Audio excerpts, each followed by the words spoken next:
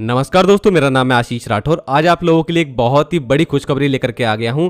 आप लोगों के लिए जल्द 5 नई रेल सर्विस शुरू होने वाली है और ये है अमृत भारत ट्रेन की। तो दोस्तों, आज से लगभग एक हफ्ते पहले मैंने आप लोगों को बताया था कि 10 अमृत भारत ट्रेनों की मैन्युफैक्चरिंग हो चुकी है, जिसमें आईसीएफ और आरसीएफ कपूरथला दोनों मिलकर के मैन्युफैक्चरिंग कर रही हैं इस ट्रेन की।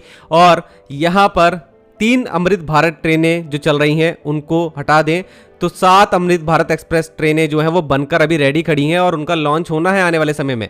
मैंने आप लोगों को हिंट दे दी थी और बताया भी था कि सदर्न रेलवे का जो रेक अभी यूटिलाइज नहीं हो पाया था क्योंकि उसका रूट फाइनलाइज नहीं हो पाया था, उसको नॉर्थ की तरफ लेकर के आया जा रहा है और कहीं ना कहीं उसका रूट डिसाइड हो गया है कोई ना कोई। तो इन सभी चीजों को लेकर के बड़ी खबर आ चुकी है। रेलवे मंत्री अश्विनी वैष्णव जी ने खुद सामने आकर के बता दिया है जल्द 5 नई ट्रेनों की सर्विस शुरू होने वाली है। हालांकि दोस्तों, इन 5 में से 4 ही अमृत भारत ट्रेन है और 5वीं एक नई ट्रेन सर्विस होगी लंबी दूरी की। शुरुआत में अश्विनी वैष्णव जी को सुन के लगा था कि 5 की 5 अमृत भारत ट्रेन है, लेकिन ऐसा नहीं है। चलिए अब जानते हैं कौन कौन सी ट्रेनें हैं। सबसे पहली जो होने वाली है, उन्होंने बता दिया है कि दिल्ली से पटना जंक्शन के बीच में एक daily Amrit Bharat train express service शुरू होने वाली है जल्द। और ये बहुत बड़ा स्टेटमेंट है।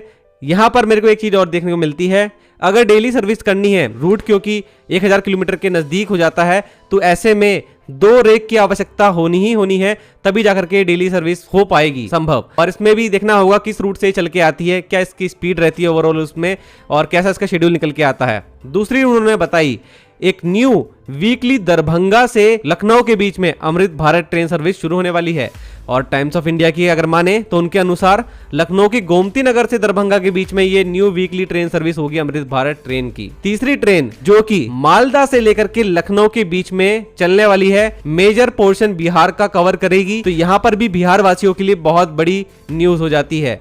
तो ये ट्रेन भी मालदा से लखनऊ के बीच में एक नई अमृत भारत ट्रेन लॉन्च होने वाली है। और चौथी होने वाली है मोस्ट अवेटेड, जिसके बारे में काफी दिनों से सुन रहा था मैं, Saharsa Amritsar Amrit Bharat express train service. और ये काफी पहले फाइनलाइज हो गया था रूट और अब जाकर के इस पर मोहर लग गई है खुद रेलवे मंत्री अश्विनी वैष्णव जी की। तो ये ट्रेन चलने वाली है। और 5वीं ट्रेन जो होगी वो है जोगबनी, जो कि हमारे बिहार का ईस्टर्न पोर्शन हो जाता है, उसको कवर करेगी। तो जोगबनी से शुरू होकर इरोड तमिलनाडु, बहुत ही लंबा रूट सदर्न रेलवे का इरोड कनेक्ट होगा। ये काफी सारे प्रवासी मजदूर जो हमारे जा रहे हैं साउथ की तरफ, उनके लिए काफी बेहतरीन ट्रेन होने वाली है। लेकिन दोस्तों, ये एक नॉर्मल ट्रेन हो सकती है क्योंकि अमृत भारत ट्रेन लॉन्च हो रही है 4, उसके साथ में एक नई ट्रेन सर्विस बताई गई है। अभी ट्रेन सर्विस कौन सी होगी, किस तरीके की ये ट्रेन होने वाली है, ये लॉन्च के समय पता लग जाएगा। लेकिन ये अमृत भारत ट्रेन नहीं है दोस्तों। यहाँ पर 2 लास्ट में जो मैंने आपको ट्रेनें बताई हैं, उससे आप लोगों को एक, मैं जहां तक समझ पाया हूं कि जो हो सकता है, शायद पॉसिबिलिटी है जिसकी, वो चीज आपको क्लियर कर दूं कि सहरसा से अमृतसर के बीच में जो अमृत भारत ट्रेन लॉन्च होने वाली है वो एनआर वाला रेक हो सकता है। चांसेस हैं जहां तक मुझे लग रहा है, क्योंकि ये एनआर वाला जो रेक है वो आरसीएफ कपूरथला ने बहुत पहले बना करके रेडी कर दिया था। पिछली वीडियो में मैंने आप लोगों को बताया था, काफी टाइम हो गया इसके बारे में न्यूज नहीं आई है, कब ये चलेगा। मुझे जहां तक लगता है एनआर की हो सकती है ये अमृत भारत ट्रेन। और क्योंकि अमृतसर जो है वो हमारा नॉर्दर्न रेलवे के हिस्से में पड़ता है, तो चांसेस हैं जहां तक मुझे लगता है। बाकी बिहार के लिए तो ये ट्रेन है ही। 5वां जो रूट मैंने आप लोगों को बताया बिहार के जोगबनी से तमिलनाडु के इरोड में, तो दोस्तों मुझे लगता था कि इस रूट के लिए अमृत भारत ट्रेन अगर होती तो बेस्ट होता, क्योंकि एसआर से जो रेक यूटिलाइज नहीं हो पाया था वो नॉर्थ में लाया जा रहा था, बात आई थी सामने, आरटीआई में भी पता लगा था।